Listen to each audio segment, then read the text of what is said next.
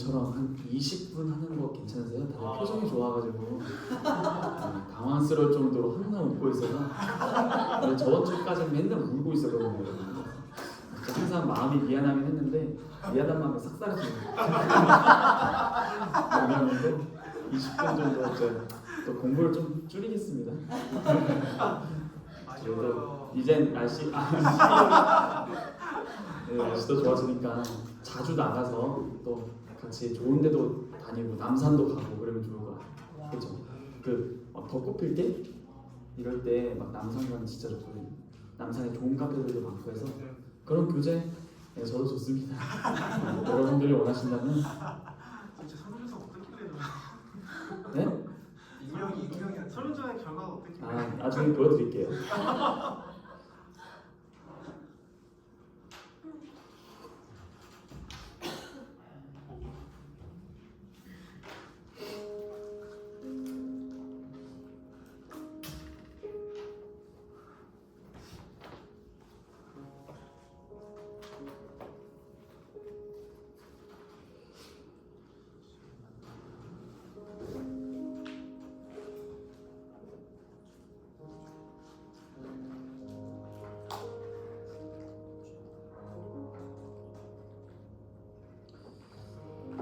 네, 시간이 되었습니다. 다 같이 주악에 맞추어 묵상 기도 드림으로 주일 청년 예배를 드리도록 하겠습니다.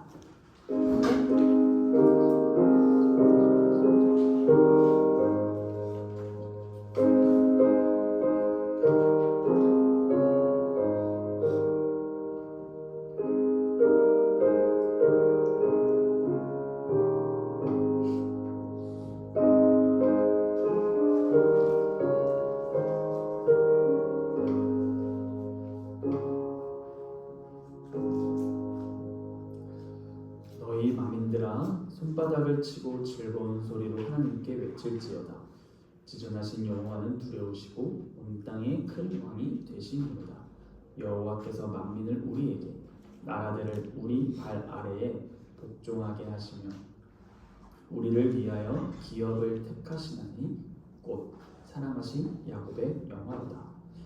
하나님께서 즐거운 함성 중에 올라가시며 여호와께서 나팔 소리 중에 올라가시도다. 찬송하라 하나님을 찬송하라. 찬송하라 우리 왕을 찬송하라. 하나님은 온 땅의 왕이시니라. 지혜의 시로 찬송할지어다. 하나님이 뭇 백성을 다스리시며 하나님이 그의 거룩한 보좌에 앉으셨도다. 뭇 나라의 고관들이 모이며 아브라함의 하나님의 백성이 되도다. 세상의 모든 방패는 하나님의 것이며 그는 높임을 받으시리로다. 아멘. 사도신경은 우리의 신앙 고백을 요약한 것입니다. 찬송가 앞면에 있는 사도신경을 펴서 읽으며 우리의 신앙을 고백하도록 하겠습니다. 우리가 무엇을 믿습니까? 전능하사 천지를 만드신 하나님 아버지를 내가 믿사오며 그 외아들 우리 주 예수 그리스도를 믿사오니 이는 성령으로 잉태하사 혁명을 행하시고 본디오 빌라도에게 고난을 받으사 십자가에 못 박혀 죽으시고 장사한 지 사흘 만에 죽은 자 가운데서 다시 살아나시며 하늘에 오르사 전능하신 하나님 우편에 앉아 계시다가 저희로서 산자와 중자를 심판하러 오시리라. 성령을 믿사오며 거룩한 공회와 성도가 서로 교통하는 것과 죄를 사하여 주시는 것과 몸이 다시 사는 것과 영원히 사는 것을 믿사옵나이다. 찬송가 24장 찬송하겠습니다.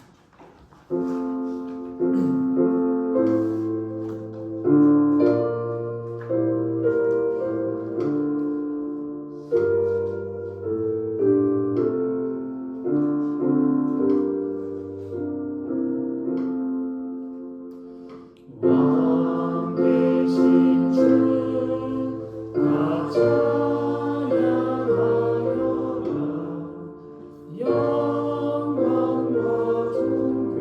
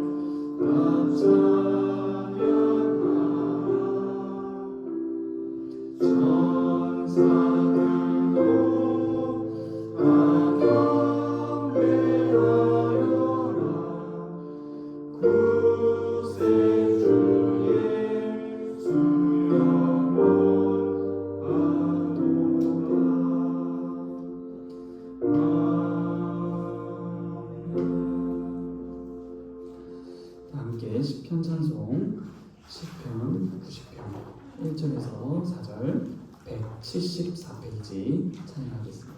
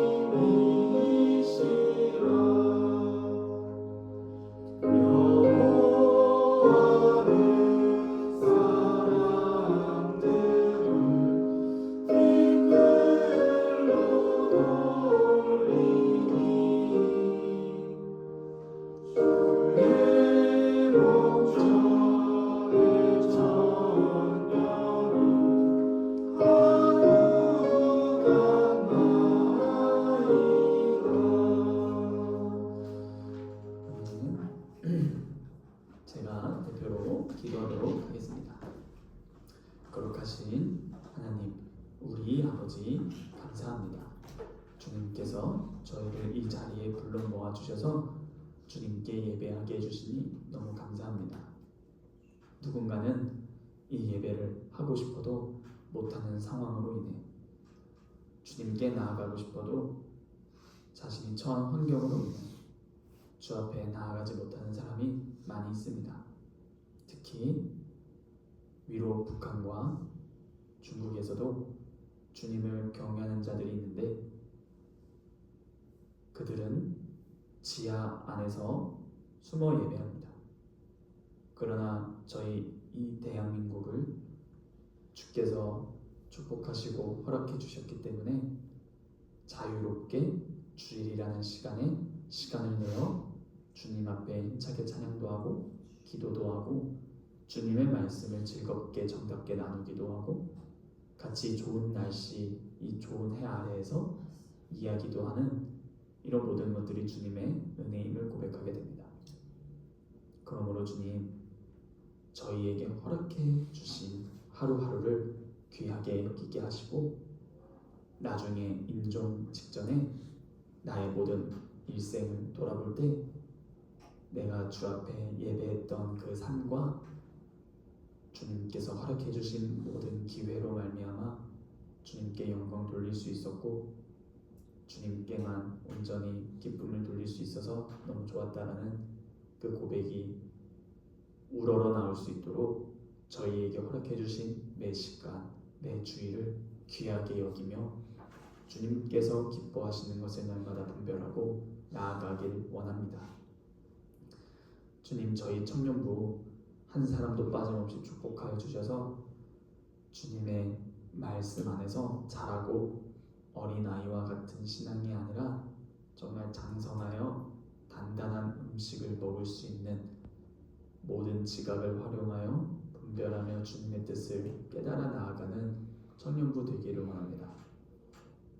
주님, 저희의 예배를 받아주시고 날마다 저희의 삶에 필요한 말씀들을 공급하사 주님께서 우리를 위해 나를 위해 죽으셨고 부활하셨다라는 이 위대한 복음의 진리가 우리에게 무엇을 지금 말하고 있는지 듣길 원하오니 주님 이 시간 말씀하여 주시고 저희 마음을 강타하사 정말 주님께서 전하신 복음대로 회개하고 그 하나님 나라의 복음을 믿고 나아가게 하여 주시옵소서.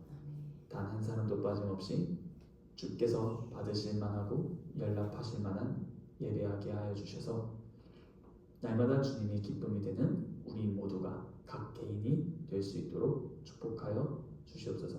이 시간도 저희에게 필요한 말씀을 공급하시고 부어주실 것을 믿사오며 이 모든 말씀 살아서 역사하시는 우리 주 예수 그리스도의 이름으로 기도합니다.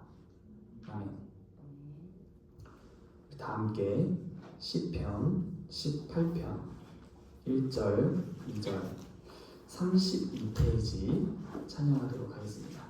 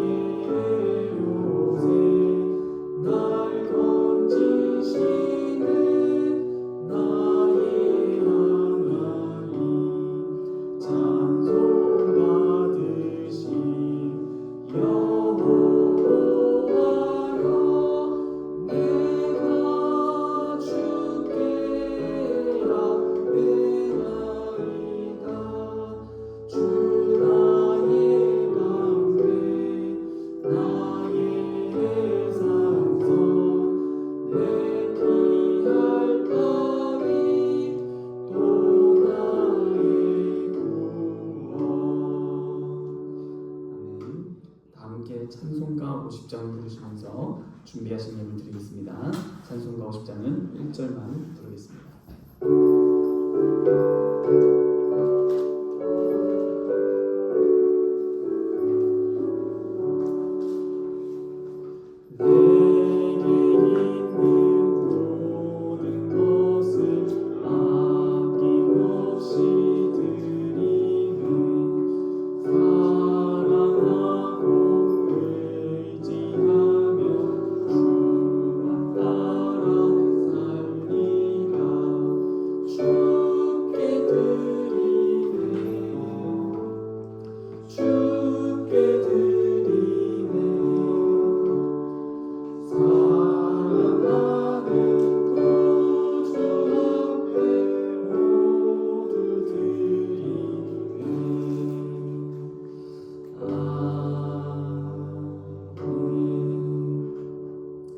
저희가 드린 예물을 위해 기도하겠습니다.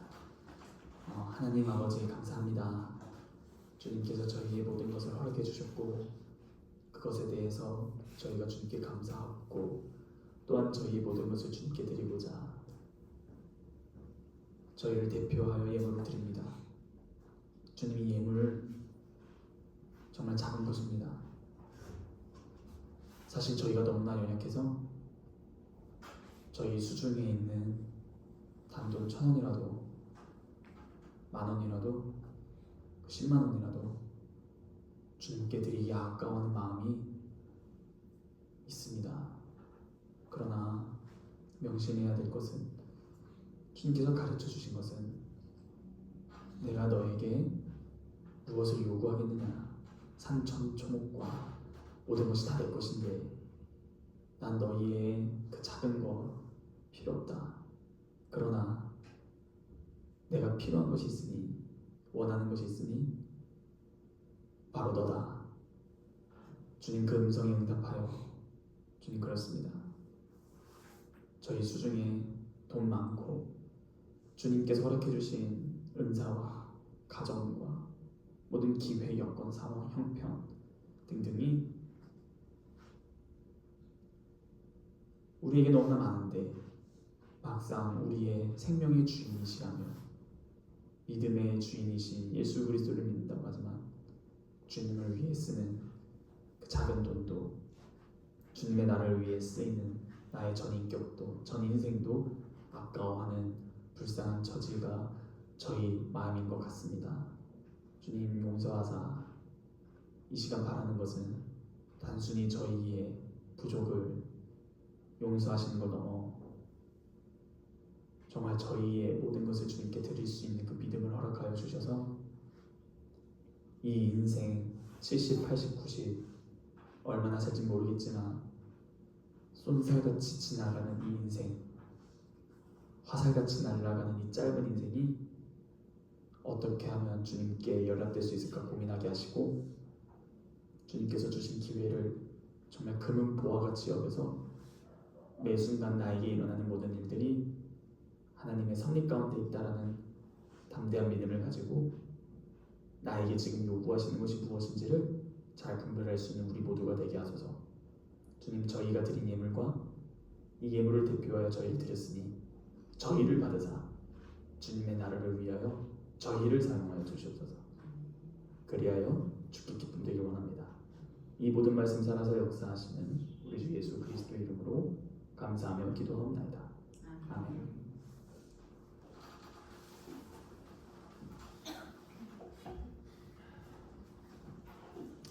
오늘 우리에게 주신 하나님의 말씀은 마가복음 1장 21절로 45절 1장 전체입니다. 마가복음 1장 21절로 45절입니다. 제가 하나님의 말씀을 봉독하도록 하겠습니다. 그들이 가버나움에 들어가니라. 예수께서 곧 안식일에 회당에 들어가 가르치시니 무슨 사람이 그의 교훈에 놀라니 이는 그가 가르치시는 것이 권위 있는 자와 같고 서기관들과 같지 아니함이라.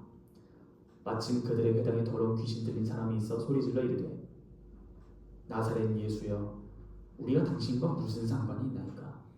우리를 멸하러 왔나이까? 나는 당신이 누구인 줄 아노니 하나님의 거룩한 자니이다. 예수께서 꾸짖어 이르시되 잠잠하고 그 사람에게서 나오라 하시니 더러운 귀신이 그 사람에게 경련을 일으키고 큰 소리를 지르며 나오는지라. 다 놀라 서로 물어 이르되 이는 어찌미냐? 권위 있는 새 교훈이로다. 더러운 귀신들에게 명한즉 순종하는도다 하더라. 예수의 소문이 곧 온 갈릴리 사방에 퍼지더라. 회당에서 나와 곧 야고보와 요한과 함께 시몬과 안드레의 집에 들어가시니 시몬의 장모가 열병으로 누워있는지라. 사람들이 곧 그 여자에 대하여 예수께 여쭤오되 나아가사 그 손을 잡아 일으키시니 열병이 떠나고 여자가 그들에게 수종되니라. 저물어 해질 때에 모든 병자와 귀신 들린 자를 예수께 데려오니 온 동네가 그 문 앞에 모였더라. 예수께서 각종 병이 든 많은 사람을 고치시며 많은 귀신을 내쫓으시되 귀신이 자기를 알므로 그 말하는 것을 허락하지 아니하시니라. 새벽 아직도 밝기 전에 예수께서 일어나 나가 한적한 곳으로 가사 거기서 기도하시더니 시몬과 및 그와 함께 있는 자들이 예수의 뒤를 따라가 만나서 이르되 모든 사람이 주를 찾나이다. 이르시되 우리가 다른 가까운 마을들로 가자. 거기서도 전도하리니 내가 이를 위하여 왔노라 하시고 이에 온 갈릴리에 다니시며 그들의 여러 회당에서 전도하시고 또 귀신들을 내쫓으시더라. 한 나병 환자가 예수께 와서 꿇어 엎드려 간구하여 이르되 원하시면 저를 깨끗하게 하실 수 있나이다. 예수께서 불쌍히 여기사 손을 내밀어 그에게 대시며 이르시되 내가 원하노니 깨끗함을 받으라 하시니 곧 나병이 그 사람에게서 떠나가고 깨끗하여진지라. 곧 보내시며 엄히 경고하사 이르시되 삼가 아무에게도 아무 말도 하지 말고 가서 내 몸을 제사장에게 보이고 내가 깨끗하게 되었으니 모세가 명한 것을 드려 그들에게 입증하라 하셨더라. 그러나 그 사람이 나가서 이 일을 많이 전파하여 널리 퍼지게 하니 그러므로 예수께서 다시는 드러나게 동네에 들어가지 못하시고 오직 바깥 한적한 곳에 계셨으나 사방에서 사람들이 그에게로 나아오더라. 아멘.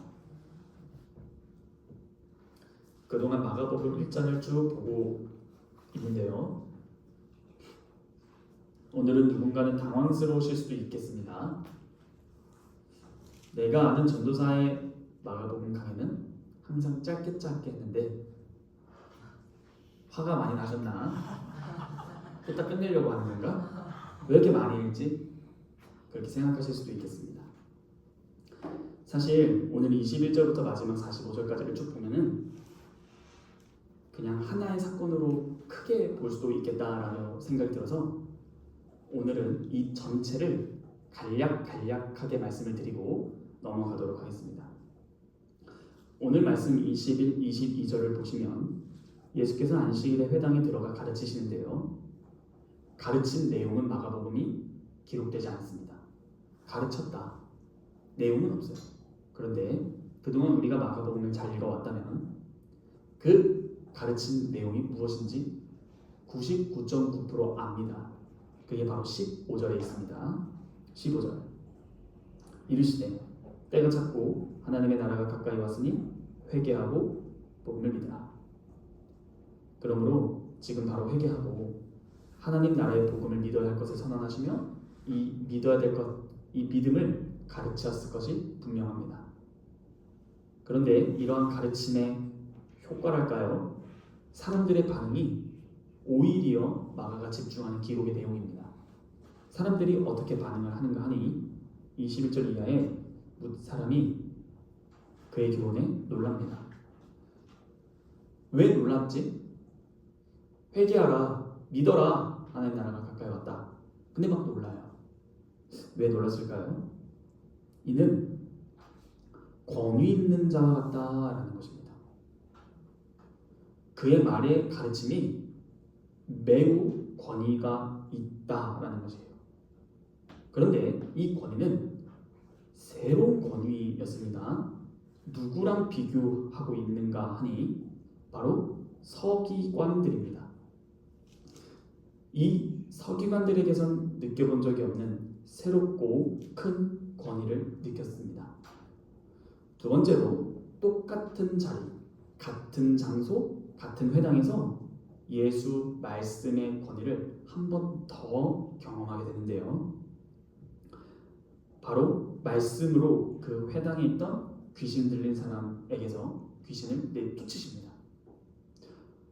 그리고 27절이 또 그에 대한 사람들의 반응이요 결과입니다.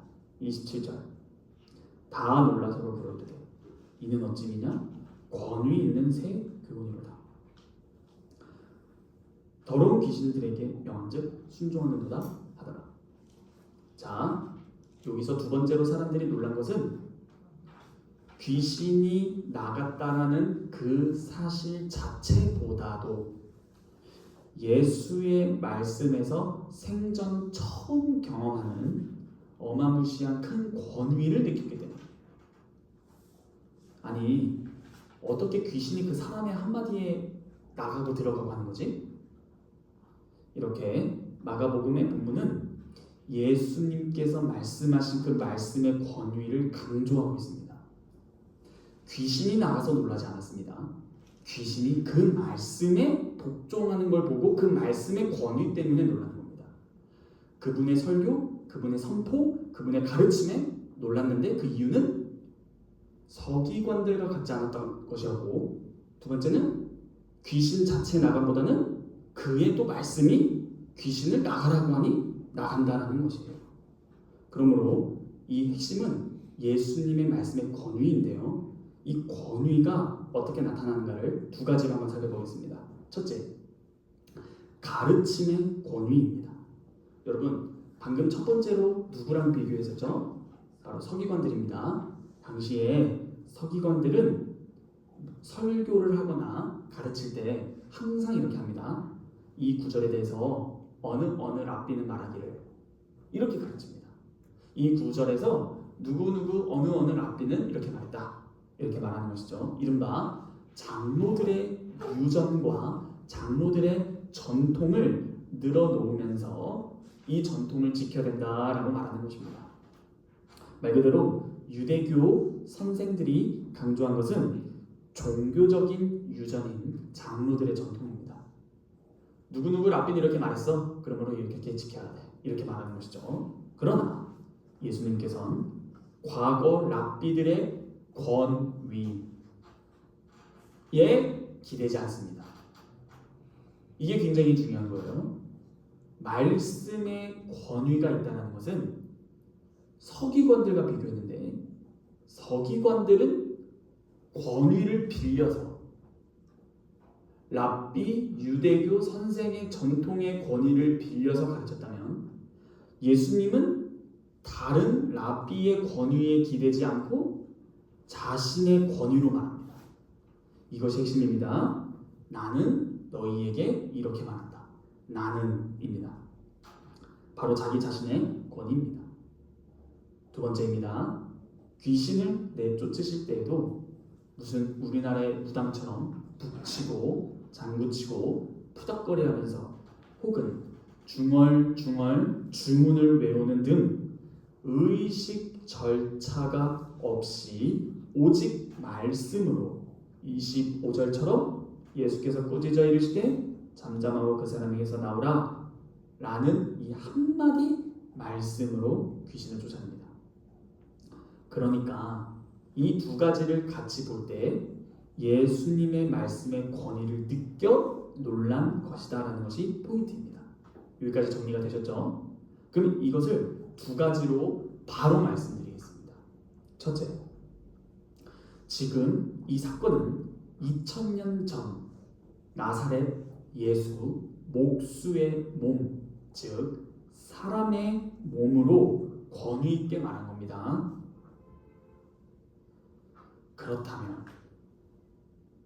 그렇다면 오늘날 부활의 영광스러운 몸을 입고 하나님 보좌 우편에 앉으셔서 하늘과 땅의 모든 권세를 받으신 분으로 매주일 말씀하실 때에는 도대체 얼마나 지극한 권위로 말씀하시는 것일까를 생각하지 않을 수가 없습니다. 2000년 전 사람의 몸을 입었을 때의 말씀의 권위도 그 정도였는데 오늘날은 부활의 영광의 몸을 입으사 하나님 보좌 우편에 앉으셔서 매주일 하나님의 말씀을 친히 증언하시는 이 말씀을 얼마나 큰 권위로 하시는가 생각하지 않을 수가 없는 것이죠. 그러므로 작은 적용입니다. 오늘날 이 주님의 말씀을 듣고 읽을 때 그 지극한 권위를 인식하지 못하는 자는 나는 영적 장님이구나, 영적 귀머거리구나 라고 생각하셔도 세지 않습니다. 지금 예수님 당시에 사람의 몸을 입은 이분의 말씀을 들은 모든 자들은 놀랐습니다. 그런데 오늘날 우리는 부활하신 영광의 몸을 입으신 그분의 말씀을 듣고 있습니다. 여러분, 사람이 구원을 받냐 못 받냐 하는 것은 그 예수님의 말씀을 들을 때 지극한 권위를 느끼고 그 권위 있는 말씀에 겸손하게 복종하냐 아니면 불복하고 항거하냐 라는 것으로 갈리는 것입니다. 실제로 다음 주부터 다시 살펴볼 마가복음 2장을 들어가면 주님의 말씀에 불복하고 대드는 자들이 나옵니다. 결국 귀 있는 자는 성령이 교회에게 하시는 말씀을 들을 것이며 귀 없는 자는 예수의 말을 들어도 참되게 듣지 못해 결국 자기의 죄 가운데 죽어버릴 것입니다. 실제로 요한복음 8장 24절을 읽어드리겠습니다. 그러므로 내가 너희에게 말하기를 너희가 너희 죄 가운데서 죽으리라 하였느냐. 너희가 만일 내가 그인 줄 믿지 아니하면 너희 죄 가운데서 죽으리라. 무슨 말이에요? 예수 그리스도께서 하나님이시다. 예수 그리스도께서 하나님 나라의 복음을 가져오신 그 왕이시다. 여호와 하나님 그분 자체이시요 모든 통치를 시행하시는 하나님이시다 라는 것을 믿지 아니하면 우리의 죄 가운데서 우리는 그 자신의 죄로 죽을 것입니다. 첫째, 정리해 드리는 거예요. 첫째, 한 줄 정리. 사람의 몸을 입으셔도 그 정도 권위인데 부활의 몸을 입으셔서 오늘날 말씀하시는 주님의 말씀의 권위는 얼마나 더 클까? 둘째입니다. 24절에 귀신의 고백이 나옵니다. 놀라운 고백인데요. 이 귀신의 고백을 자세히 보시면 예수가 누구냐라는 것입니다. 질문해 볼게요. 지금 이 귀신은 바르게 고백했습니까? 바르지 못하게 고백했습니까? 24절 다 같이 읽어보겠습니다. 시작. 당신과 무슨 상관이니까 우리를 멸하러 왔나이까 나는 당신 누구인 줄 아니 하나님의 거룩한 자녀이다. 여러분, 귀신의 고백이 맞아요, 틀려요? 맞습니다. 지금 여기서 하나님의 뭐라고 말하죠? 그렇죠. 이게 뭐냐 하면은 하나님의 아들이란 뜻이에요. 실제로 마가복음 3장 11절 한번 읽어보겠습니다. 여기서 보시면 똑같이 더러운 귀신이 엎드려 부르짖을 때 하나님의 아들이다 라고 말하고요. 또 다다음 장 5장 7절로 넘어가 보시면 뭐라 나오는가 보니 지극히 높으신 하나님의 아들 예수여 라고 부르짖습니다. 귀신이. 그러므로 지금 이 1장에 나오는 이 귀신의 고백, 당신은 하나님의 거룩한 자입니다 라는 말은 하나님의 아들이라는 거예요. 여러분, 이 말을 듣고 질문하셔야 되는 게 하나 있습니다. 예수님은 뭘 지금 가르쳐셨죠? 회개하라. 천국에 가까이 왔다. 복음을 믿으라. 내가 누구다? 하나님의 아들 그리스도다. 근데 이 귀신의 고백이 맞아요, 틀려요? 네? 맞아요. 근데 예수님의 반응이 궁금합니다. 예수님이 어떻게 반응하시죠? 꾸짖어 이르시되 뭐라 말합니까? 잠잠하라. 입 다물라요. 이 잠잠한 에피티마오. 입 다물어. 입 닥쳐 이거예요. 그러면은 여러분들이 이런 경험 해보시는지는 모르겠어요. 내가 무엇인가를 굉장히 크게 업적을 쌓았어요. 근데 그 업적을 내가 내 입으로 말하기 쉬워요, 어려워요? 어려워요. 네. 근데 옆에서 그걸 말해줘. 그러면은 어떻게 해요? 아유 하면서 이거 안 막아요. 아유 하는 거예요. 자, 이게 뭐냐? 지금 귀신은 바로 예수님이 전해서 사람들이 마땅히 알길 원하는 것을 고백했습니다. 그러면 저 같았으면 이 귀신 데리고 다닙니다. 왜요? 사람들이 귀신 들린 사람이 나가는 걸 보고 놀라지 않았었어요? 예수의 말씀으로? 근데 이 귀신이 신앙 고백합니다. 귀신의 고백을 예수님이 전도하시는 데에 활용하면 안 되나요? 틀린 거 아닌데? 귀신이 옆에서 도와주면 대박 날 것 같은데? 뭐 말만 하면 들어다 놨다 하고 이 진짜 막 엎드려서 경배하며 절하며 주님이십니다. 하나님의 아들이시래요, 당신이라고 하면 전도에 큰 도움 되지 않나요? 아니, 쉽게 말해서 귀신이 입은 삐뚤어져서도 말은 바르게 한 셈 아닌가? 그럼 활용하면 되는 거 아니에요? 근데 왜 막으실까요? 입 다물어라. 틀렸어요? 맞았어요. 근데 입을 다물라고 하시는 거예요. 이게 굉장히 중요한 질문입니다. 한마디로 이 끔찍한 귀신이 예수 앞에 벌벌 떨면서 엎드려 경배하면 전도에 큰 도움이 될 것 같거든요. 근데 예수님은 활용을 안 하세요. 쉽게 말해서 활용을 안 하신다고요. 왜 그럴까요? 이 답이 24절에 나옵니다. 24절 다시 한번 3번절 읽어주시겠습니다. 다 같이 시작.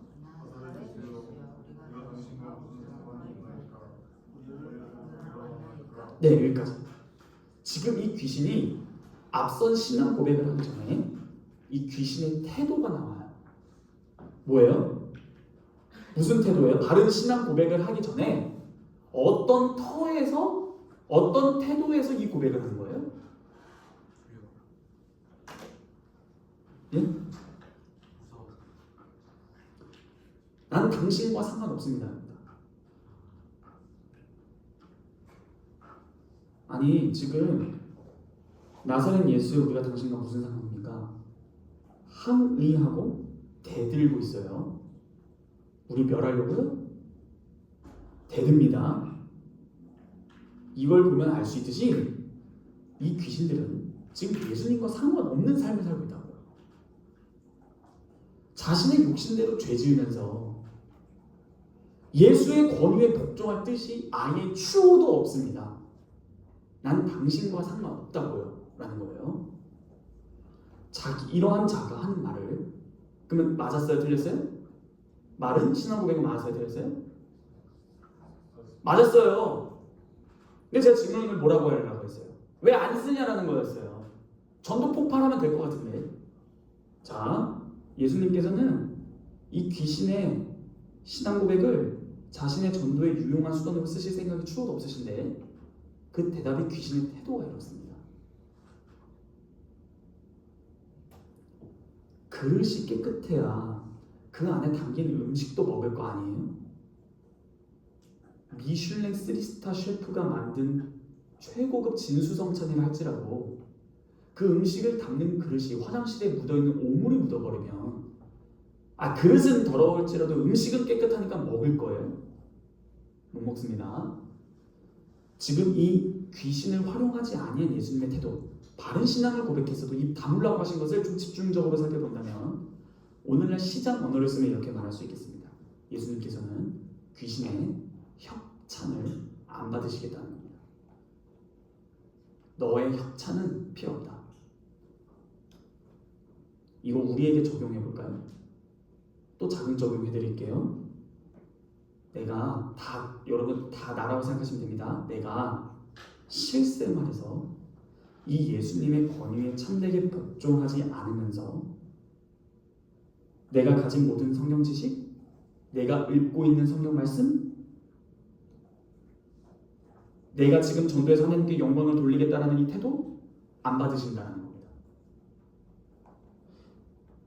여러분들의 삶이 지금 예수님의 권위에 복종하는 삶인가? 나중에 살펴보겠지만 제자의 삶, 저번 주에 살펴봤듯이 칙칙폭폭 예수님의 뒤를 따라가는 기차놀이의 삶, 그의 도를 따르는 삶, 그렇게 살지 않는다면 놀랍게도 신앙 고백은 바르게 할 수 있다 없다? 있다. 근데 그러한 자의 쓰임을 하나님께서는 받으신다 안 받으신다? 안 받으신다. 이 말씀이 굉장히 오늘날 우리에게 치명타입니다. 여러분들은 바른 신앙 고백을 하고 계시거든요. 근데 그 고백이 바르면 하나님께서 받아주신다는 것은 우리 생각입니다. 그분은 우리의 그릇, 깨끗한 그릇을 요구하시는 것이었고 귀신의 고백이 아무리 휘황찬란할지라도 안 쓰십니다. 오히려 입 다물어라라고 말씀하십니다. 이것을 적용할 예시는 100가지가 넘어요. 근데 난 놓고 기억자도 모른다. 하나만 말해도 이제 100가지 아시는 여러분들께 한 가지 예시만 적용드리면 오늘 집에 가시면서 자기 전에 누워서 이 24절의 내용을 묵상하실 수 있으실 겁니다. 예를 들어 드릴게요. 가령 남편 된 사람이 성경과 하나님께서 남편에게 요구하신 의무가 있는데 그 의무를 다하지 않고 자신의 아내나 자녀에게 하나님의 덕스러운 것을 요구한다면, 또한 반대로 아내 된 사람이 하나님과 성경이 아내 된 사람에게 요구하는 명령과 모든 것들을 이행하지 않는 상태로 남편들과 싸울 때 하나님의 말씀을 들이밀면서 그를 정죄하면서 사용한다면 그들의 모든 태도는 하나님 앞에서 더러운 귀신으로서 가증할 것입니다. 이것이 저와 여러분들에게 첫 번째로 적용해야 할 중요한 심사숙고해야 될 질문이요 대답입니다. 왜 예수님은 귀신의 100% 정답인 신앙 고백을 활용하지 않았을까? 바로 그의 태도는 나는 당신과 상관없는 삶을 사니까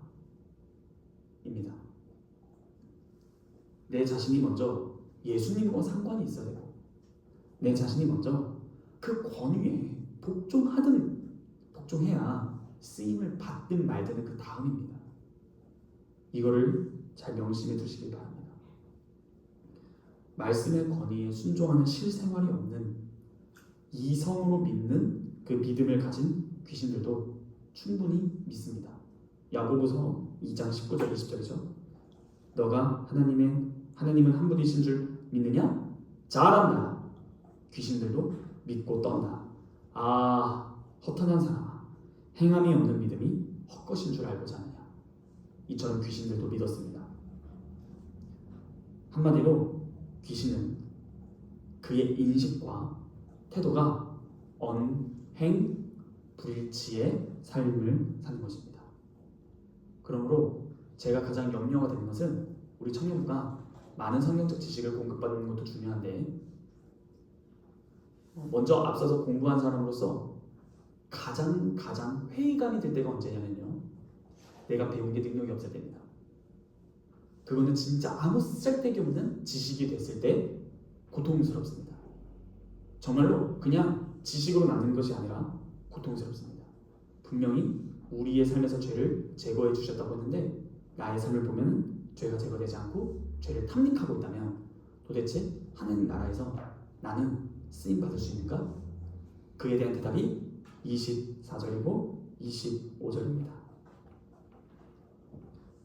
이렇게 해서 넘어가도록 하겠습니다.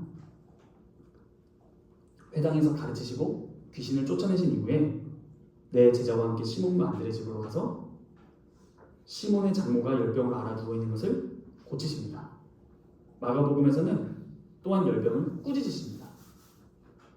그런데 병인 구절인 누가복음에서는 마가복음에서 손을 잡고 일으키시는데 병인 구절인 누가복음 4장 39절에서는 열병을 꾸짖으십니다. 그러니까 열병이 즉시 나서 방금까지 너무나 아팠던 사람과는 달리 수종 들고, 이 사람이 주부였으니까 막 음식 차리고 손님을 대접합니다. 자, 이런 일들로 인해서 결과가 뭐냐가 중요한 거예요. 28절이에요. 예수의 소문이 곧 온 갈릴리 사방에 퍼졌다. 여러분, 지금 이 일이 하루만 일어나는 거예요. 회당에 가서 가르치셨을 때 같은 장소에 마침 귀신 들린 사람이 있었고, 가르치심이 끝나서 시몬과 안드레 집에 갔더니 고치셨더니 소문이 퍼지는 거예요. 하루가 안 지났어요. 그러니까 엄청난 사역을 하신 것입니다. 이 결과는 뭐냐? 소문이 퍼져서 어떻게 된 거 아니? 모든 병자들과 귀신 들린 자들이 다 예수께 나옵니다. 자, 이것이 무엇이냐면 이 사람들이 예수님께 나온 이유는 낫고자 함이요 귀신으로부터 해방되고자 합니다. 자, 여기서 잠깐 멈춰서 하나 생각할 게 있어요. 예수님은 도대체 앞으로 무슨 사역을 하실까요? 지금 여기까지만 보면 무슨 사역 하실 것 같습니까? 치유, 또 축귀, 맞습니다. 그렇다면 치유하시고 귀신 쫓아내시려고 오신 것이 예수님께서 이 땅에 오신 목적인가요?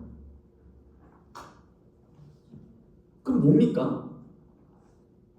아니, 지금 예수님이 하신 행동으로 말미암아 소문이 나서 온 동네방네 사람들이 다 몰려오고 있는 거예요. 예수님께 나아가면 문제 해결이 다 됩니다. 자, 그렇다면 예수님은 몰려온 사람들을 고치시면서 귀신이 바르게 고백했던 내용이 하나님의 아들이라는 것을 어떻게 입증하실까? 다시 하루 온종일 전국에서 몰려오는 환자와 병자들을 고쳐주시며 자신이 하나님의 아들이심을 입증하실까요? 이러한 문제의식과 질문이 이제부터 35절 이하부터 마지막 절까지 바르게 읽고 바르게 이해할 수 있는 문제의식입니다. 뭐라고요? 이 문제 의식이 제일 중요해요. 어떤 의식? 예수님은 앞으로 어떤 식으로 사역을 전개하실 것인가? 자신이 하나님의 아들인 것을 믿게 하는 것인데, 회개하고 복음을 믿으라는 것을 가르치시는 것인데, 그 사역을 고쳐주시고 축복하시는 것으로 잊지 마실 것인 건가? 방법론이 뭐냐라는 거예요. 자, 그런데 예수님께서 35절부터 38절까지 말씀하시는 것 중에서 다 읽어야 되지만 38절 읽겠습니다. 이르시되 우리가 다른 가까운 마을들로 가자. 거기서도 전도하리니 내가 이를 위하여 왔다. 예수님께서 이 땅에 오신 이유가 뭐예요? 전도. 여러분, 여기서 말하는 전도는 전도가 아닙니다. 전도로 번역해도 괜찮아요. 원래는 선포, 가르침입니다. 그럼 뭘 선포하고 뭘 가르치시는 거예요? 회개하라, 하나님 나라가 가까이 왔으니 복음을 믿으라. 이것을 선포하고 가르치시는 것인데, 전도도 괜찮습니다. 길도, 길을 전하는 것이죠. 이거 우리가 저번에 했던 거 기억하십니까? 길을 전합니다. 내 뒤로 따라오라. 그러니까 예수님께서는 자신의 택한 백성들을 모으시고 가르치시고 회개시키시고 복음을 믿게 하시려고 오신 것이 예수님의 목적이지, 병자들을 치료해주고 귀신 들린 자 쫓아내주는 것이 목적이 아닙니다. 하루 종일 엄청난 일들을 하신 이 예수님, 그러면 골아 떨어져야 되죠? 그런데 35절, 새벽 아직도 밝기 전 또 일어나세요. 그러면서 예수께서 일어나 나가 어디로 갔다고요? 한적한 곳. 번역이 잘못됐습니다. 직역해 드릴게요. 광야로 가셨다. 광야로 가십니다. 광야로 가셔서 기도하세요. 여러분, 이 전에 우리가 마가복음 그동안 공부했을 때 광야 많이 나왔죠? 2절에서 3절에서 세례 요한으로 말미암아 광야, 그리고 또 성령 하나님께 내쫓김을 받는 그 광야, 그리고선 이제는 자발적으로 스스로 광야로 가십니다. 이것이 예수님의 사역의 방향을 결정적으로 보여주는 장면인 거예요. 이게 무슨 말일까요? 지금 광야로 가시고 기도하시는 것이 예수님의 사역의 방향을 보여준다고 말씀드렸습니다. 무슨 말인가? 예수님께서는 가버나움에서 몰려드는 그 군중에게 치유의 능력을 발휘하시면서 그들로부터 추앙을 받는 꽃길을 포기하신다는 거예요. 그 길을 택하지 않고 자기를 찾는 군중에서 떠나 홀로 광야에서 기도하십니다. 그 기도 속에는 주님이 자신이 이 세상에 오신 진정한 목적이 무엇인지, 그러므로 앞으로 이제 어떻게 해야 할 것인지, 무엇을 할 것인지, 어떤 길을 걸을 것인지 하나님 앞에서 자신의 마음을 확정하시는 거예요. 무슨 말인지 모르시는 분들을 위해서 추가적으로 말씀을 드리면 잘 이해가 될 겁니다. 여러분, 놀랍게도 마가복음에서 예수님이 기도하시는 장면은 딱 3번 나옵니다. 첫 번째가 오늘입니다.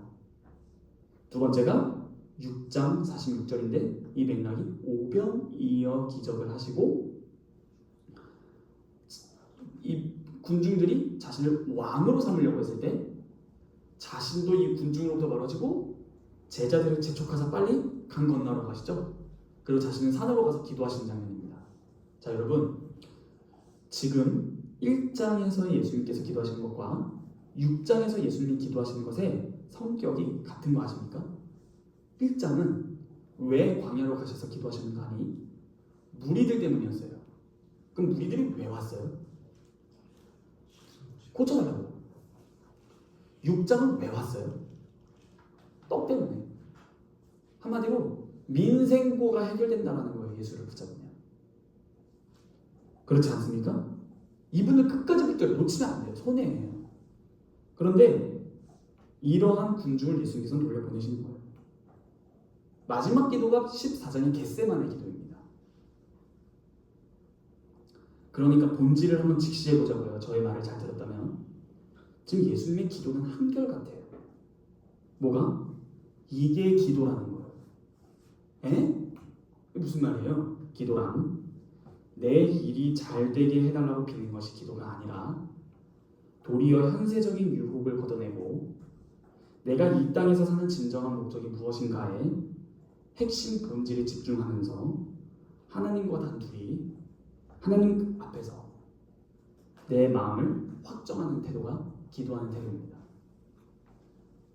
내가 이 땅에 왜 왔나? 그러니 제대로 기도한 사람들은 삶이 달라질 것입니다. 인생을 대하는 목적과 자세와 태도가 달라질 것이에요. 왜요? 내가 무엇을 위해 사는지가 하나님 앞에서 경건하게 확정되기 때문이에요. 내가 이 땅에 왜 왔나? 반대로 헛된 기도를 하는 사람들의 특징을 알려드리겠습니다. 헛된 기도를 드린 사람은 기도를 많이 드렸고 또한 특징이 뭐냐면 많이 응답받았대요. 그런데 놀랍게도 헛된 기도를 하고 헛된 기도 응답을 받는 사람들의 특징이 있어요. 그게 뭐냐면 인간성이 황폐해집니다. 왜일까요? 이기적이기 때문이에요. 무슨 말이에요? 기도는 그에게 복주머니예요. 자신이 기도하면 자신의 뜻이 계속 이루어지니까 어느새 예수와 하나님은 수호신으로 전락해버린 거예요. 내가 원하는 것을 얻은 거예요. 이게 기도응답이에요. 이러면은 인간성 황폐해집니다. 왜요? 내가 원하는 것을 내가 얻었으니까. 뭘 통해서? 기도를 통해서. 근데 기도는 그게 아니라 내가 원하는 것도 아니고 세상의 현세적인 꽃길이 아니라 나를 이 땅에 보내신 하나님의 뜻을 구하는 시간이고 내가 마음을 확정하는 시간인 거예요. 자, 이러한 배경 속에서 36, 37절을 다 같이 한번 읽어보겠습니다. 시작. 시몬과 그 함께 있는 자들이 예수의 뒤를 따라가 만나서 이르되 모든 사람이 주를 찾나이다.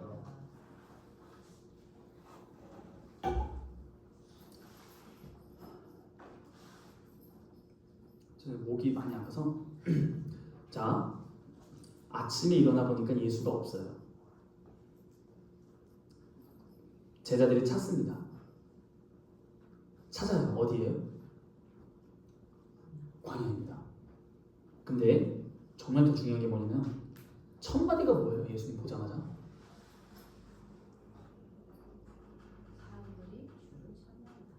그렇죠? 모든 사람이 주를 찾습니다. 자, 이 무슨 느낌처럼 들리세요? 예수님께서는 왜 광야로 가셨죠? 기도하러 가신 것도 있지만 사람들을 피해서입니다. 그런데 제자들이 와서 말하는 게 뭐예요? 사람들이 주님을 찾습니다. 자, 이 뉘앙스 텍스트는 뉘앙스가 안 담겨 있잖아요. 이 뉘앙스가 어떻게 느껴지세요? 네 명의 제자의 심정이 여기서 다 느껴져요. 왜요? 이 동네를 떠나서 아무도 없는 광야에 있는 이 예수님의 행동과 모습이 저는 뜻밖이라는 불만을 은근히 표시합니다. 이게 무슨 말입니까? 지금 단지 모든 사람이 주님을 찾습니다. 보고하는 거예요? 아니에요. 주님을 만나자마자 이렇게 말하는 거와 비슷합니다. 주님, 도대체 지금 여기서 뭐 하세요? 주님, 지금 이러한 상황에서는 이러시면 안 되고 이렇게 하셔야 됩니다. 모든 사람이 다 찾고 있어요. 도대체 지금 여기서 뭐 하시는 겁니까? 가 함축된 게 주님, 모든 사람이 다 주님을 찾습니다. 인 것입니다. 제자들은 지금 주님이 왜 이러시는지를 알 수가 없어요. 주님이 오신 목적은 1장 15절과 1장 38절이 똑같은 겁니다. 내가 이를 위하여 왔다. 때가 찼고 하나님의 나라가 가까이 왔으니 회개하고 복음을 믿으라. 이 목적을 위해서 오셨는데 제자들은 여전히 꽃길, 사람들이 많이 몰려오는 것에 대한 환영, 그것에 집중하고 있는 거예요. 그래서 주님을 찾자마자 하는 말이 뭐 하세요? 모든 사람이 주님을 찾고 있는데 여기서 지금 뭐 하세요? 난 이해가 안 되네. 이 예수 아무리 스승이라 해도 이해가 안 되네. 이거 대박인데 이 사람들 다 한 팀, 한 공동체로 만들면 로마에 대항하기도 딱 좋은 거 아니에요? 여러분 수가 곧 힘입니다. 이 세상의 철학이 그래요. 그러므로 지금 제자들은 예수님이 이 땅에 왜 오셨는지를 모르는 거예요.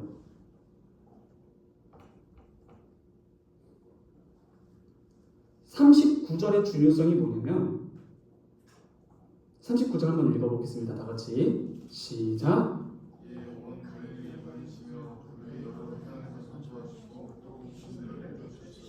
이것이 바로 초기 예수님의 갈릴리 사역의 성격을 한 줄로 보고하는 겁니다. 자, 전도하시고 가르치시고 하나님 말씀을 계속 가르치시는 거예요. 그리고 귀신을 내쫓으십니다. 여기서 뭐 하나 빠지지 않았나요? 사역? 앞에서 뭐가 있었는데 뭐 하나 빠지지 않나요? 예수님께서 왜 피하셨어요? 아니요. 치유하시지 않으셨나요? 그런데 39절에서 한 줄 정리가 뭐가 빠져 있어요? 예. 주님의 태도는 명확한 거예요. 왜 떠납니까? 다른 곳으로? 전도하려고. 복음을 선포하려고. 지금 예수님께서 왜 오셨냐 하니 다시 말하면 잘 기억하세요. 예수님께서는 육신의 질병을 고쳐서 한 사람이 한평생 무병장수하게 해주시려고 오신 것이 아니라 즉 당장의 편의를 채워주시려고 오신 것이 아니라 영원한 하나님의 형벌과 죄의 노예의 삶에서 해방시켜 주시는 새 출애굽의 사역을 하러 오신 거예요. 그래서 전도하시고 귀신을 쫓아내셨다는 건데 왜 귀신을 쫓아내는 것이 중요하냐면 만병의 근원과 이 세상을 다스리는 그 귀신의 근원이 죄 때문에 그래요.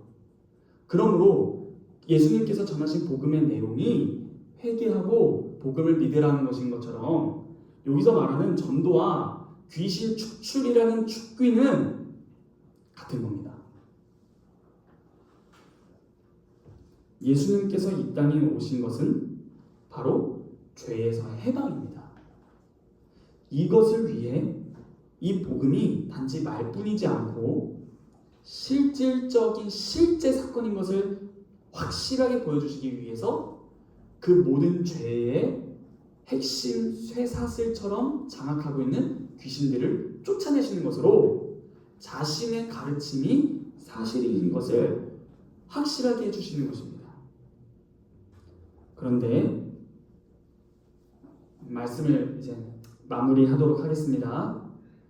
오늘날도 21세기인데도 이런 예수님의 사역을 이해를 못하는 사람들이 많이 있습니다. 당시에 내 제자만이 아니라 오늘날도 교회를 다니는 사람이라 할지라도 예수님이 이 땅에 오신 이유를 몰라요.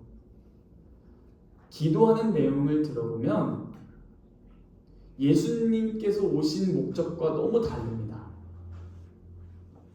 예수님은 하나님의 아들이라며 능력 많다며 그렇다면 내가 교회 열심히 나가고 헌금하고 봉사하고 하는데 왜 나는 내 병은 안 나아? 예수님은 힘이 없나? 교회는 능력이 없나? 이런 질문 때문에 실제로 한국교회 이 말씀으로 장사하는 사람들 많았죠? 혹시 길거리 가다 이런 간판 보셨나요? 신유의 집, 성령 치유방. 뭐예요 다? 거기 가면 낫게 해주겠다라는 거예요. 병든 자를 낫게 해주겠다.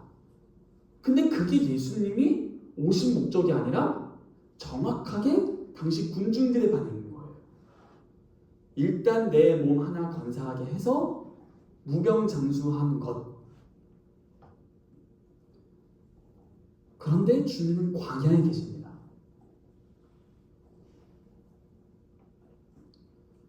마지막으로 이 40절부터 45절을 5분만 말씀드리고 기도하고 마무리하도록 하겠습니다. 이 40절 이하의 나병 환자 깨끗하게 해주셨죠? 그런데 이 나병 환자를 불쌍히 여기셔서 고쳐주셨는데 이 나병 환자한테 어떤 명령을 하나 하시죠. 그게 뭐예요? 44절 아무에게도 말하지 말라. 그렇죠? 근데 이 사람이 어떻게 해요? 아주 그냥 다 말하고 다녀요. 예수님께서 분명히 엄하게 경고하셨어요. 제발 말하지 마라. 근데 동네방네 선전하고 다니죠. 근데 이 사람의 마음이 악의적이었을까요? 아니면 선의의 마음이었을까요? 여러분들은 어떠세요? 선의의 마음이에요. 자기 딴에는 이 몹쓸 병이 나은 것이 너무 감격스럽지 않아요?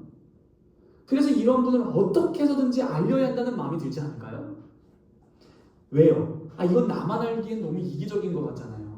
다른 사람들도 나병 환자 있는데 빨리 말해줘야지. 자신의 선의대로, 자신의 감격대로, 자신의 생각대로 주님을 동네방네 소문을 내는데 막상 자기에게 직접 말씀하신 주님의 경고는 어디로 가버리고 없습니다. 이걸 통해서 그 결과가 나오는데요. 그게 뭘까요? 45절이에요. 한마디로 그러므로 예수께서 다시는 드러나게 동네에 들어가지 못하고 오직 바깥 한적한 곳 광야에 계셨다. 이제는 광야에 스스로 나가신 것이 아니라 그 한 사람 때문에 강제로 광야인이 또 되시는 장면입니다. 근데 예수님께서 오신 게 광야에 가시려고 오신 건 아니거든요. 복음을 전하고 가르치시고 그러기 위해 왔는데 이 한 사람의 태도가 어떤 결과를 가져오는가 하니 하나님의 전도를 막아버립니다.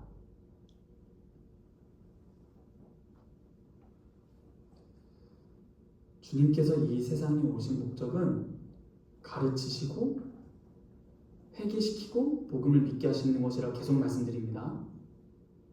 그런데 이 한 사람 때문에 자신이 이 땅에 온 그 이유, 내가 주력해야 할 그 사명을 하기가 어려워졌다고요.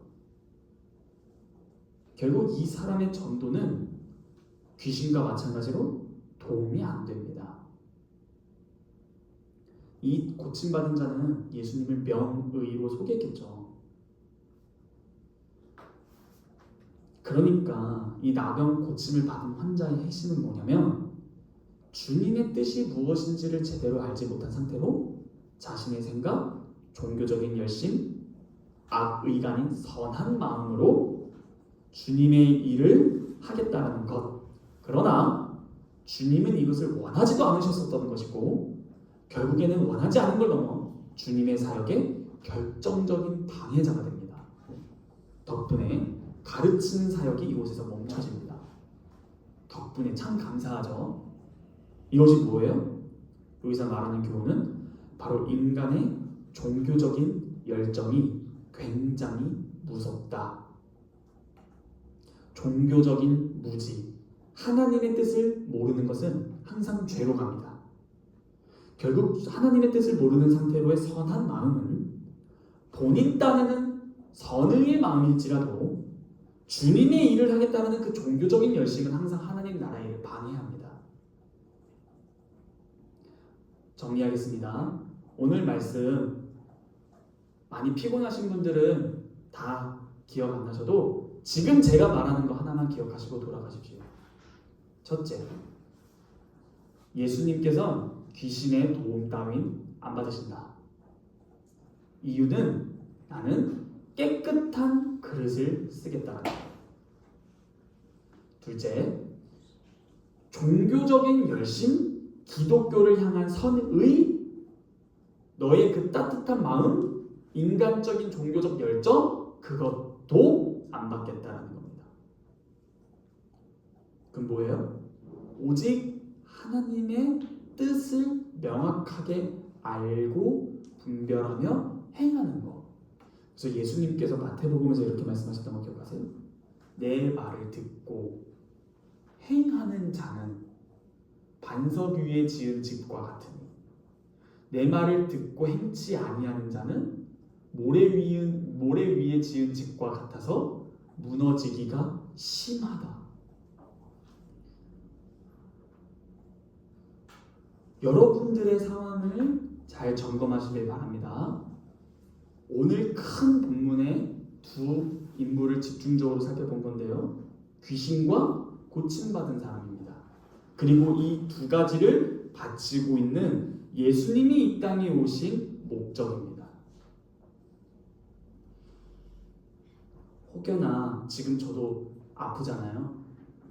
저도 낫고 싶거든요. 너무 불편해요.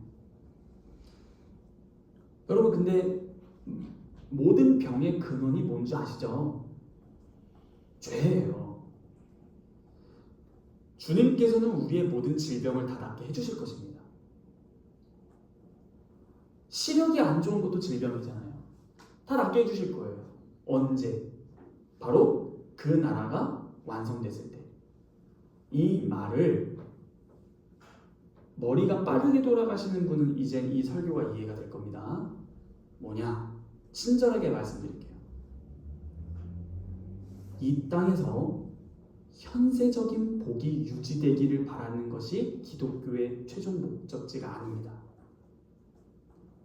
오히려 그 나라에 들어가기를 힘쓰십시오. 그렇다면 더해질 것입니다. 그 나라에는 질병이 없거든요. 그러므로 우리가 바라야 되는 것은 질병이 없길 바라는 게 아니라 예수님께서 전하신 회개와 복음을 믿음으로 그 나라에 들어가고 그 나라에 들어간 자다운 백성의 삶을 살기를 원하는 것이 참된 복음의 메시지입니다. 기도하겠습니다. 거룩하신 하나님 아버지, 이 짧은 세상이 끝날 때 안식의 세상, 복된 나라가 우리의 것이 되어야 할 것인데, 오늘 읽은 본문에 등장하는 귀신과 깨끗함을 입은 나병 환자 등등 현세적인 믿음을 고수하고 그 신앙의 고백의 내용은 정답이나 태도가 하나님과 상관이 없으며 자신의 인간적 종교적 열정으로 행하는 것은 모두가 하나님이 받으실 수 없음을 배웠습니다. 그러므로 우리 또한 현세적인 믿음을 고수하는 순간 주님의 참된 복음의 메시지를 놓치고 엇나가게 될 것입니다. 만약 귀신과 같은 믿음이라면 세상에서 아무리 건강하게 잘 살아도 최후는 영원한 형벌이 될 것이고, 아무리 좋은 선의의 마음이 있을지라도 그것이 주님께 영광이 될 줄 알았는데 주님이 사역하시는 것을 결정적으로 방해하고 장애를 놓는 일이 있다는 것을 배웠습니다. 그러므로 주님, 저희가 바르게 아는 것도 중요하고 열정도 중요하지만 하나님의 뜻을 아는 것, 더 정확히 예수님이 이 땅에 오신 이유와 목적을 바르게 분별하는 것이 저희 모두에게 있어야겠습니다. 주님 함께하여 주시옵소서. 이 모든 말씀 살아서 역사하신 우리 주 예수 그리스도의 이름으로 기도합니다. 다 함께 찬송가 2장 찬송하겠습니다.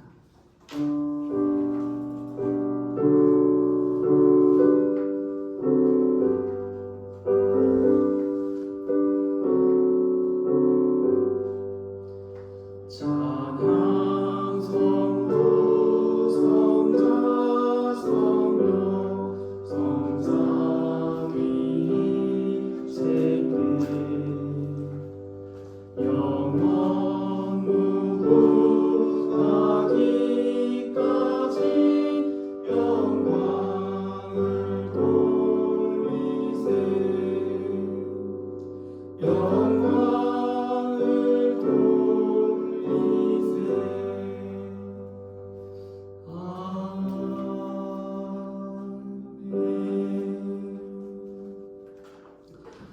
우리에게 주님께서 가르쳐 주신 기도로 기도하며 예배를 마치겠습니다. 하늘에 계신 우리 아버지여, 이름이 거룩히 여김을 받으시오며 나라에 임하시오며 뜻이 하늘에서 이루어진 것 같이 땅에서도 이루어지이다. 오늘날 우리에게 일용할 양식을 주옵시고 우리가 우리에게 죄 지은 자를 사하여 준 것 같이 우리 죄를 사하여 주옵시고 우리를 시험에 들게 하지 마옵시고 다만 악에서 구하옵소서. 대개 나라와 권세와 영광이 아버지께 영원히 있사옵나이다. 아멘.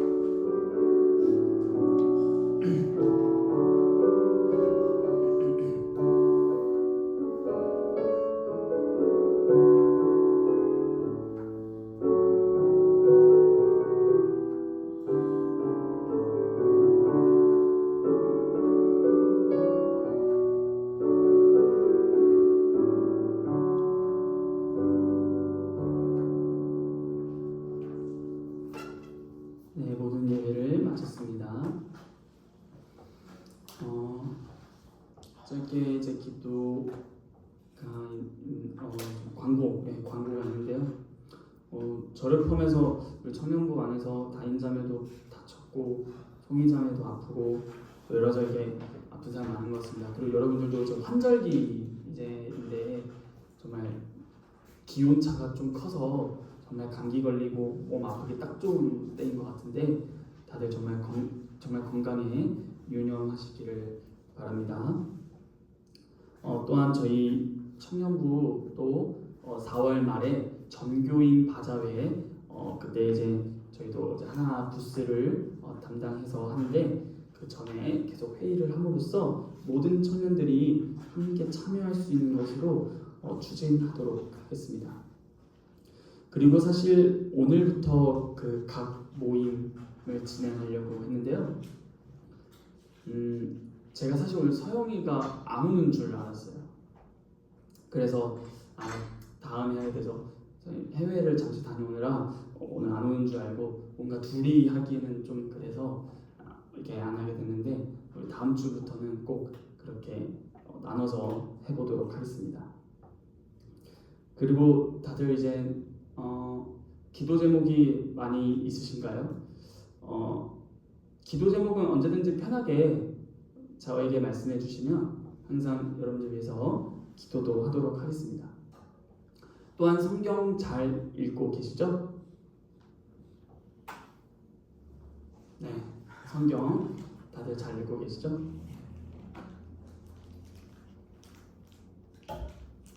고민이 있습니다. 성경을 읽을 때 창세기, 출애굽기랑 레위기가 원망스러우신 분들 좀 많은 것 같아요. 도대체 그걸 우리가 왜 알아야 되는데 라는 그 마음, 저도 이해합니다. 그런데 그거 아시죠? 유대인들은 아이가 나면 암송시키는 게 레위기인 거. 유대인 12살 남자, 그러니까 무조건 성경 암송시키는 게 레위기를 암송시킵니다. 전체를. 너무 중요하기 때문인데 고민이 뭐냐면 하루에 짧게씩이라도 PPT를 넘겨가며 출애굽기에 나오는 성막이나 레위기에 나오는 1장부터 마지막 절까지의 그 내용을 해드려야 하나, 그래야 성경을 읽는 데 좀 도움이 될까, 좀 그게 고민이 있습니다. 그냥 문자로 쓰이는 텍스트를 읽으면 아무런 이해도 안 되고 그려지지가 않잖아요. 이게 뭐 몇 큐비트 그게 뭔데? 그래서 그냥 막 짜증만 날까봐. 그런데 이제 그거를 같이 보면은 그 구절을 읽는 게 굉장히 재밌어지거든요. 그래서 그거를 좀 추진해볼까 고민입니다. 그런데 엎친 데 덮친 게 고민의 고민인 거죠. 우리가 이제 또 중고등부할 그거를 또 생각해야 되는데 그럼 도대체 언제 하는가? 이게 좀 고민이 있습니다. 그래서 이거를 어떻게 할까 고민 중인데, 듣고자 하는 사람들을 따로 뭐 해야 될지 아니면 다 같이 이렇게 주일날 해야 할지 이런 방법도 있습니다. 설교를 반 쪼개든가. 불가능할 것 같죠? 항상 길게 해가지고 하여튼 그렇게 할지 여러 고민이 있습니다. 그래서 여러분들의 아이디어도 좀 많이 필요한데 최대한 많이 공급해 주려고 하는 마음이다 보니까 그렇게 이해해 주셨으면 좋겠습니다. 그리고 아마 웨스트민스터 소율이 문답이 이 예배 이후로 진행될 가능성도 좀 있어요. 그 모임으로 인해서 방금 박민규 강도사님, 중고등부 강도사님이랑도 얘기해봤는데 그쪽도 이제 한 달에 한 번 정도만 하면 좋을 것 같다라고 이렇게 제안을 주시는 것 같아요. 물론 어떻게 될지 모르겠지만 그래서 그 외에는 이렇게 평상시처럼 하고 그냥 그날을 특별하게 해서 마치 강집사님네 교제하러 가는 것처럼 예배 끝나고 딱 끝내는 것처럼 그냥 그날은 그냥 그렇게 하고 공부나 이런 거를 하지 말아야 하나 그런 생각도 듭니다. 여튼 저는 최대한 많은 좋은 것들을 공급해 드리고 싶어서 그러는 것이니까 한번 좋은 의견이 있으면 언제든지 저한테 편히 알려주시면 좋겠고요. 원래 사실 둘째 주에 생일자 파티가 있는데 제가 알기로는 3월자 생일자가 이송이자매밖에 없어서 다음 주로 미뤄서 송이자매 오면은 3월자 생일을 함께 축하하는 걸로 하겠습니다. 혹시 또 광고 있나요? 광고 없나요? 네, 그러면은 오늘은 이렇게 모든 순서 마치겠고요. 임원들만 잠깐만 남아서 회의는 하진 않겠지만 언제 시간 약속이나 이런 거 좀 잡고 헤어지도록 하겠습니다. 네, 모든 순서 마치겠습니다. 수고하셨습니다.